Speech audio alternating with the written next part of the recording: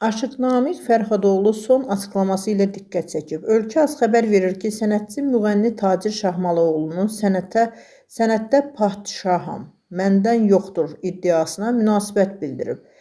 Aşıq bu fikirlərlə razılaşmadığını vurğulayaraq bildirib ki, sənətdə hər kəsin öz yeri var və müqayisələr düzgün deyil. Aşıq Namiq Fərhadoğlu açıqlamasında xüsusilə Aşıq Ədalət Nəsibovun adını önə çəkərək deyib, onun üçün toxunulmaz deyildi.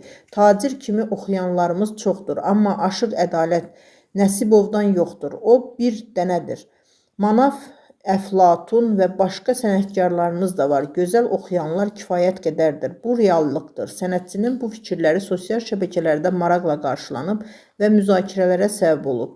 Bir qrup istifadəçi Aşıq Namiqin mövqeyini dəstəklədiyini bildirərkən, digərləri isə Tacir Şahmalıoğlunun sənətindəki yerinin danılmaz olduğunu qeyd ediblər.